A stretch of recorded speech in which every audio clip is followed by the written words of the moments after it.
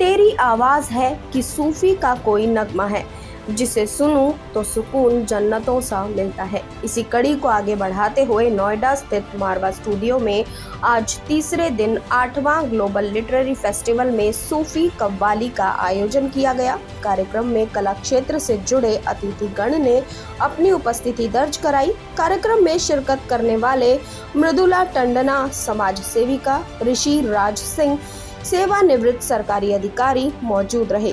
कार्यक्रम में उपस्थित सभी अतिथिगण को पुष्प गुच्छ भेंट कर उनका स्वागत किया गया। कार्यक्रम में यूसुफ खान निजामी और उनकी टीम ने सूफी कव्वाली से लोगों का ध्यान अपनी ओर खींच लिया।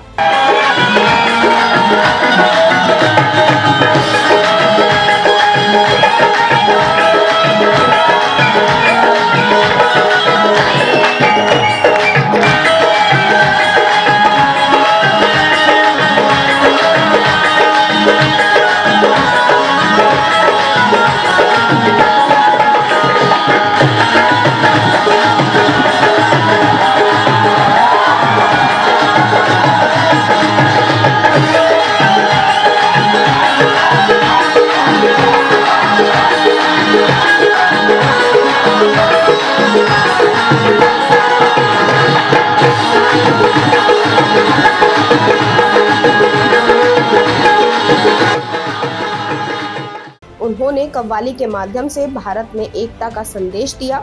संदीप मारवा का धन्यवाद किया और लोगों को मजबूर कर दिया अपने साथ कव्वाली गाने के लिए। ICMEI के संस्थापक संदीप मारवा ने उपस्थित सभी लोगों का शुक्रिया अदा किया और खुशी जाहिर की। जब आप कव्वालियों के बीच में बैठते हो तो वहाँ का पूरा माहौल सूफियाना हो जाता है। आर्ट और कल्चर में कव्वाली का भी अपना एक योगदान है, ये बहुत जरूरी है आर्ट और कल्चर के क्षेत्र में। कार्यक्रम में आए सभी अतिथियों को संदीप मारवा द्वारा मोमेंटो देकर सम्मानित किया गया। इस कार्यक्रम के अंत में सभी अतिथिगण संदीप मारवा और स्टूडेंट्स का धन्यवाद ज्ञापन किया गया। सर, साहित्य के इस 3 दिवसीय त्योहार में आपने कई अलग चीज़ें भी डाली, जिसमें कव्वाली भी है, संगीत भी है, कई चीज़ें हैं। इसका विचार कैसे आया कि कव्वाली, संगीत? देखिए, फिल्में हो, रेडियो की वार्तालाप हो, टेलीविज़न का प्रोग्राम हो या कोई किताब हो, हकीकत तो ये है कि जहाँ लिखा और पढ़ा जा रहा है वो कहीं ना कहीं साहित्य से जुड़ा हुआ है।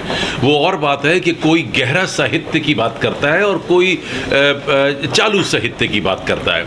कुछ टेलीविज़न पे भी अगर आप देखें तो कितने आपको ऐसे खूबसूरत कार्यक्रम मिल जाएंगे जिनको छोड़ने का आपका दिल नहीं करेगा। तो वो एक अच्छे साहित्य की ओर, इसका मतलब हम लोग बढ़ रहे हैं। इसी तरीके से कोई अच्छी कविता, कोई अच्छा भजन, कोई अच्छी छंद, कोई मुहावरे, कोई लकोतियाँ, ये सभी कुछ तो साहित्य का हिस्सा है।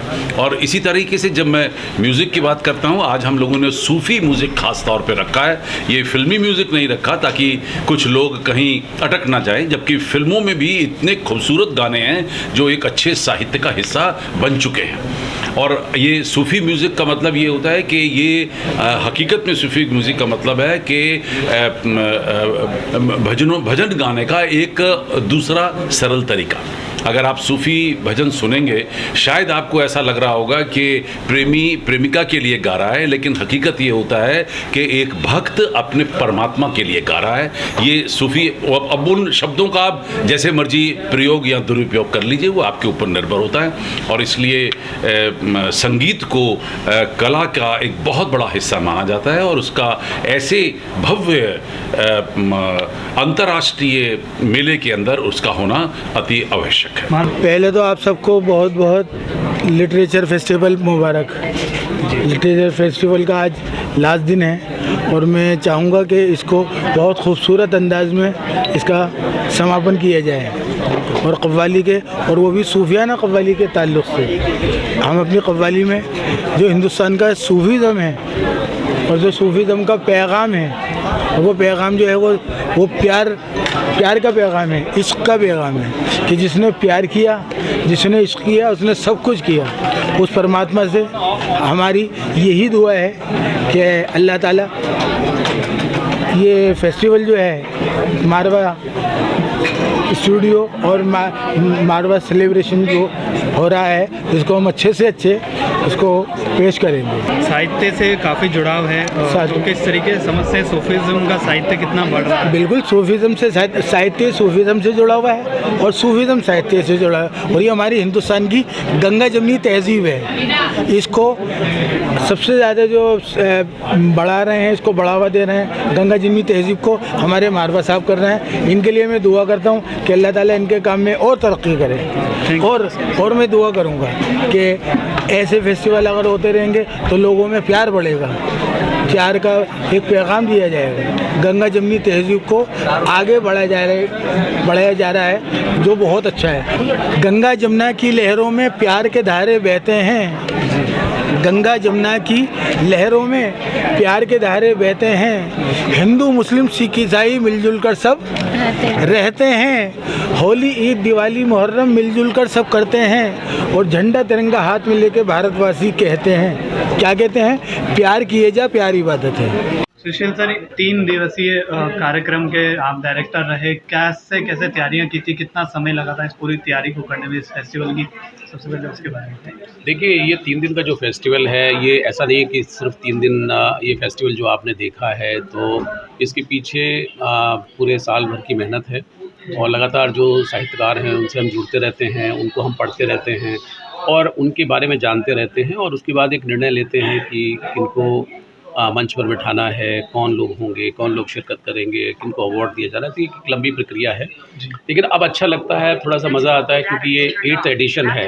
पहले एडिशन में जब 2015 में हमें उतना आइडिया नहीं था, लेकिन उसके बाद धीरे धीरे करके अब 7 एडिशन करके, और ये 8वां एडिशन भी आज जो है समाप्ति के कगार पे है। तो मुझे लगता है कि ये अब हमारे लिए एक तरीके से फ़न गेम है कि हम इसको अच्छे से कर पाते हैं, और जो बड़े सारे जो राइटर्स हैं उनके बीच में एक तरीके से एक विश्वास भी पैदा हुआ है, और हमारे ऊपर एक जिम्मेदारी भी है जिसको हम भरपूर निभाते भी हैं। सर, लगभग कितनी पुस्तकों का विमोचन इस पूरे कार्यक्रम में 3 दिन में हुआ है, उसके बारे में थोड़ा सा? देखिए, लगभग मैंने अभी पूरी गिनती नहीं की है, लेकिन लगभग 10-12-15 के लगभग पुस्तकें जो हैं इस फेस्टिवल में विमोचित हुई हैं, और हर मंच से लगभग जो है वो हमने कोशिश की है कि पुस्तक का विमोचन हो।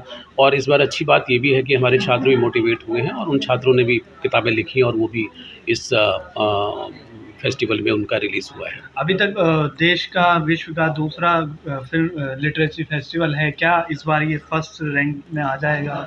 देखिए, हमारा कभी ये होड़ नहीं रही कि हम फर्स्ट रैंक पे आए या दूसरे रैंक पे आए, हमें सिर्फ काम करने का मतलब है, और जो भी देश के अंदर फेस्टिवल कर रहे हैं मैं उनको भी साधुवाद देना चाहता हूँ, वो भी बहुत अच्छा काम कर रहे हैं। लेकिन हमारा फेस्टिवल अपने आप में यूनिक है। यूनिक से मैं जब कहूँगा तो उसमें अंग्रेज़ी का वर्चस्व जो है वो रहता है। अंग्रेज़ी को हमारे लिए कुछ वो नहीं है, लेकिन हम उसके साथ साथ हिंदी भाषा और क्षेत्रीय जो भाषाएँ हैं उनका भी ध्यान रखते हैं।